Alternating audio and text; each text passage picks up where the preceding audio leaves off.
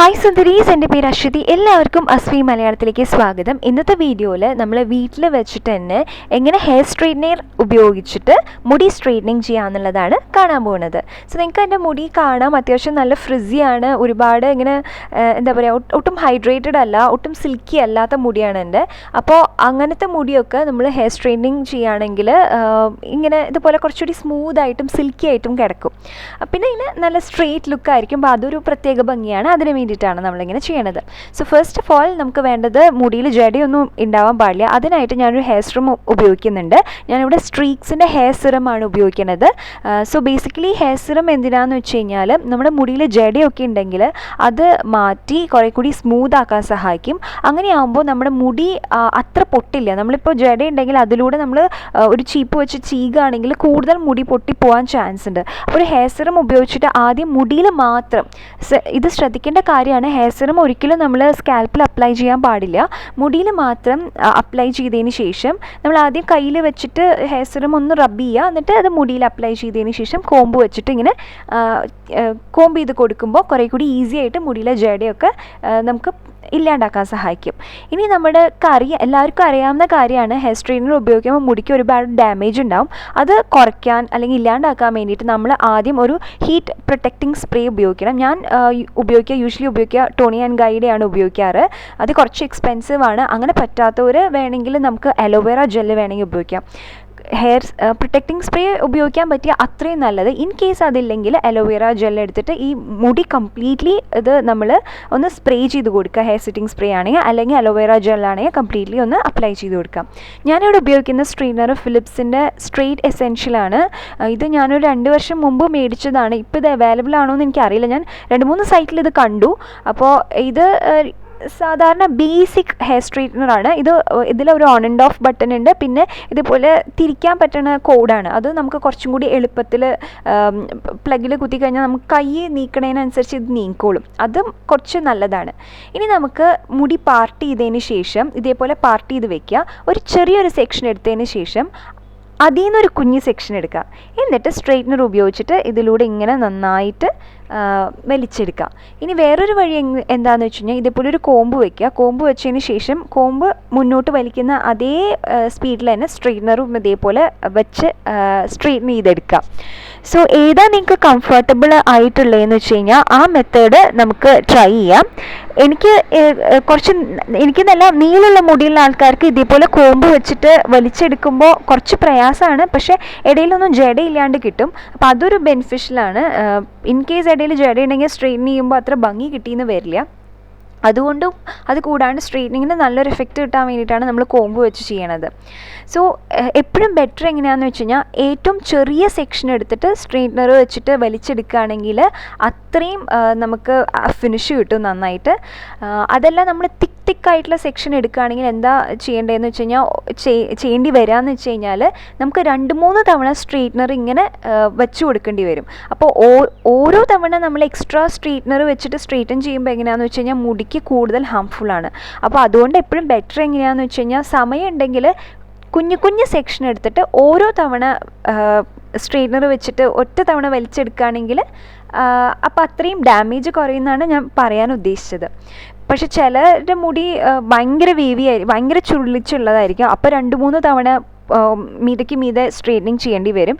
എനിക്കിപ്പോൾ അത്ര ഒരുപാട് ചുരുളിച്ചുള്ള മുടിയല്ല. അതുകൊണ്ട് എനിക്ക് ഒരു തവണ അല്ലെങ്കിൽ മാക്സിമം 2 തവണ ചെയ്താൽ മതിയാവും. അപ്പോൾ ഇതുപോലെ കണ്ടിന്യൂ ചെയ്യുക. ഓരോ ചെറിയ സെക്ഷൻസ് എടുത്തിട്ട് നമ്മൾ സ്ട്രെയിറ്റനിങ് ചെയ്ത് കഴിഞ്ഞ ഭാഗം പിന്നോട്ടേക്ക് ഇടുക. എപ്പോഴും നല്ലത് നമ്മൾ കുറച്ച് സെക്ഷൻസ് എടുക്കണമാണ്. ബാക്കി സെക്ഷൻ ഇതേപോലെ മുടി മുകളിലേക്ക് കെട്ടിവെക്കുക, സൈഡിലേക്ക് കെട്ടിവെക്കുക ചെയ്യാം. സോ ഇത് ഞാൻ കണ്ടിന്യൂ ചെയ്യാണ്. ഫുൾ മുടി സ്ട്രെയിറ്റൻ ചെയ്യുന്നവരെ ഇത് തന്നെ കണ്ടിന്യൂ ചെയ്യാണ്.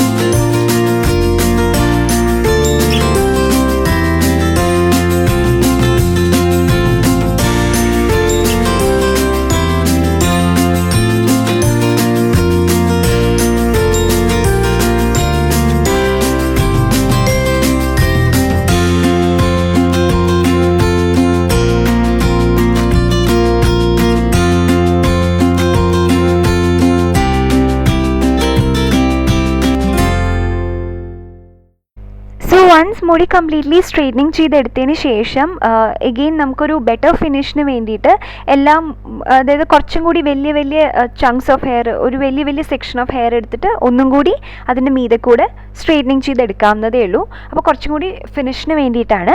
അതിനുശേഷം എഗെയിൻ കുറച്ച് hair serum, same hair serum എടുത്തിട്ട് മുടിയുടെ മുകളിൽ കൂടെ ഒന്ന് ഒടിച്ചു വിടുക, കുറച്ചുകൂടി ഷൈൻ കിട്ടാൻ വേണ്ടിയിട്ടാണ്. അവസാനം നമുക്ക് ഇത് മുടിയൊന്ന് സെറ്റായി നിൽക്കാം, കൂടുതൽ നേരം ഈ സ്ട്രെയിറ്റനിങ് ലാസ്റ്റ് ചെയ്യാൻ വേണ്ടിയിട്ട് നമുക്കൊരു ഹെയർ സെറ്റിംഗ് സ്പ്രേ ഉപയോഗിക്കാം. ഞാൻ യൂഷ്വലി ഉപയോഗിക്കുക ജസ്റ്റ് ബേ, അങ്ങനെയാണ് തോന്നുന്നത് പറയുക, അതിൻ്റെയാണ് ഞാൻ ഉപയോഗിക്കാറ്. ഇന്നിപ്പോൾ ഞാൻ ഇതിൽ ഉപയോഗിച്ചിട്ടില്ല, ഞാൻ വീഡിയോയ്ക്ക് വേണ്ടിയിട്ടാണ് ഇത് സ്ട്രെയിറ്റനിങ് ചെയ്തത്. അപ്പോൾ അതുകൊണ്ട് ഞാൻ അത് ഉപയോഗിക്കുകയുണ്ടായില്ല, സെറ്റിംഗ് സ്പ്രേ ഉപയോഗിക്കുകയുണ്ടായില്ല. നിങ്ങൾക്ക് ഇത് കുറേ നേരം ലാസ്റ്റ് ചെയ്യണമെങ്കിൽ തീർച്ചയായിട്ടും ഒരു ഹെയർ സെറ്റിംഗ് സ്പ്രേ ഉപയോഗിക്കാം. സോ ഇത് എന്തായാലും കുറേ പേര് ചോദിക്കുകയുണ്ടാവും ഇത് മുടിക്ക് കേടാണോ എന്നുള്ളത്. നമ്മൾ എന്തൊരു ഹീറ്റ് പ്രൊഡക്റ്റ് യൂസ് ചെയ്യുകയാണെങ്കിലും അത് ഡെഫിനറ്റ്ലി മുടിക്ക് കേടാണ്. അപ്പോൾ മുടിക്ക് അത് കേട് കുറയ്ക്കാൻ വേണ്ടിയിട്ടാണ് നമ്മൾ ഈ സെറ്റിംഗ് സ്പ്രേയും അങ്ങനെയൊക്കെ നമ്മൾ ഉപയോഗിക്കണത്. അപ്പോൾ തീർച്ചയായിട്ടും അങ്ങനത്തെ കാര്യങ്ങൾ ഉപയോഗിക്കുക. കഴിവതും ഇങ്ങനെ ചെയ്യാണ്ടിരിക്കുന്ന തന്നെയാണ് നല്ലത്. പിന്നെ അത്ര ഇമ്പോർട്ടൻറ്റ് ഫങ്ഷനാണ്, നമുക്ക് നല്ലൊരു ലുക്കൊക്കെ വേണം, അങ്ങനത്തെ ഒരു സ്ട്രെയിറ്റനിങ് എഫക്റ്റൊക്കെ വേണം തോന്നുകയാണെങ്കിൽ ഡെഫിനറ്റ്ലി ചെയ്യാം. ഇങ്ങനത്തെ പ്രിക്കോഷൻസ് ഒക്കെ എടുത്താൽ മതി. ഞാൻ ഹാർഡ്ലി വർഷത്തിൽ 2 തവണ അങ്ങനെയൊക്കെ ചെയ്യുള്ളൂ, അതിനേക്കാളും കൂടുതൽ ഞാൻ ഇതുവരെയും ചെയ്തിട്ടില്ല. അപ്പം നിങ്ങൾക്ക് എല്ലാവർക്കും ഈ വീഡിയോ ഹെൽപ്ഫുൾ ആയെന്ന് ഞാൻ വിചാരിക്കുന്നു. അങ്ങനെയാണെങ്കിൽ പ്ലീസ് സബ്സ്ക്രൈബ് ചെയ്യുക, സബ്സ്ക്രൈബിൻ്റെ അടുത്തുള്ള ചെറിയ ബെല്ലൈക്കനും ക്ലിക്ക് ചെയ്യുക. അപ്പോൾ അടുത്ത വീഡിയോയിൽ കാണാം. അതുവരെ bye, take care, love you all.